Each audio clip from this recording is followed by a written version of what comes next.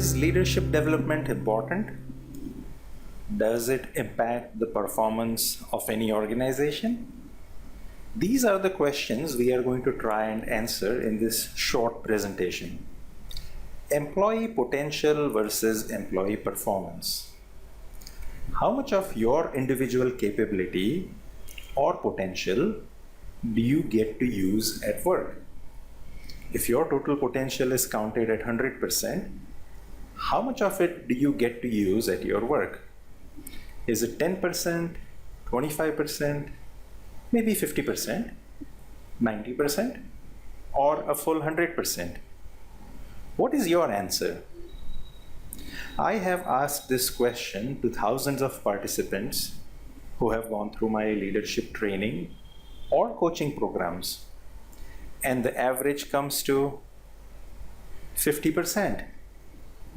Most employees feel that they have a lot more skills, capabilities, and talents than they get to use at work. Imagine paying a salary that is 100% to utilize only 50% of the capabilities of your entire human capital. Working for a good versus, let's just say, a not so good boss. Over the span of our careers, most of us have experienced working under a good leader. In all likeliness, we have also worked under a not so good leader. Recall your personal experiences. How was it working under a good leader? How about working under a not so good leader? And what were the differences? Here's another question. Who was able to utilize more of your capabilities and potential? The good leader or the not so good leader? The answer is obvious. Good leaders bring out a lot more of employees' potential. Our anecdotal experience is supported by Kuze's and Posner's research of 35 years. Leadership matters. What does it matter to? Leadership matters to people's commitment at work. It matters to the willingness of the people to work hard and take initiative. It matters to the meaning that they derive from their work, their efforts. It matters to their overall capability to perform beyond the ordinary. Good leaders bring out the best in individuals, teams, and organizations, period. What factors contribute to the organization's success? Korn Ferry Hay Group study identified 5 major factors. Number 1, strong franchises. Think of a Coca-Cola or Apple. Their franchises are strong enough to sustain their business almost forever. Number 2, munificent or beneficial environments. Think of a Silicon Valley or lobbying that creates a beneficial environment for a particular industry, which helps the businesses thrive in a supportive environment. Number 3, intellectual property rights, patents, copyrights, etc. Think of a company like Qualcomm. They have the patent for microprocessors that are used in most cell phones or mobile phones around the world.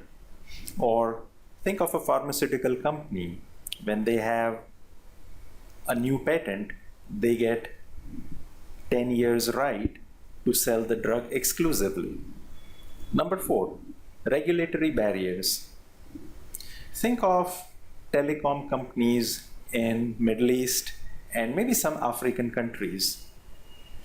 Telecom services are extremely expensive there compared to the rest of the world, but the companies are highly profitable. Why? Because there are barriers to entry for other companies to do business in their geographies. Number 5, massive resources. Resources could be in terms of capital, natural resources, or even scale of operations. Think of a Procter and Gamble. Look at their worldwide distribution network. Look at their factories located all around the world. Or a Nestle. These 5 factors combined account for 65% of the financial performance of any organization. So the question is, what about the other 35%? Well, leadership behaviors account for the rest of the 35% of the financial performance of any company. Leadership behaviors drive organizational culture, and organizational culture in turn drives business performance. It is as simple as that. How was the performance measured by the Korn Ferry Hay Group study? Well, in terms of profits, balance sheet, and people engagement. Leadership development is the single largest lever available to drive any organization's performance, and it is in the direct control of the people right there, unlike the other 5 factors. But there is more. Good leaders develop more leaders under them. Here is the conclusion from a Harvard study that compared good leaders versus the bad leaders. Who were the good leaders? The leaders who ranked in the top 10th percentile of their peer group were considered as good leaders, while those ranked in the bottom 10th percentile were considered as the not so good leaders. Subordinates of good leaders are 2.5 times more effective leaders themselves compared to the subordinates of the bad leaders. Good leadership has a cascading and a multiplier effect all the way down to the frontline employees. Good leaders grow more leaders.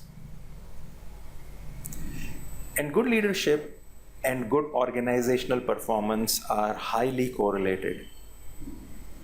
Most large companies today have access to similar pool of talent. They also have access to similar capital, technology, and other resources. What then is the differentiating factor? How much of these resources, people and other resources, get utilized is the differentiating factor. Do people work as a cohesive team, or are there silos and race for individual benefits?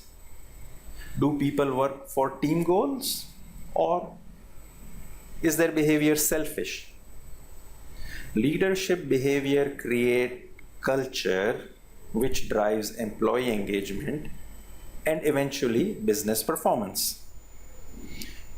In the next couple of modules, I will try to answer the following questions I often get from either management or HR professionals.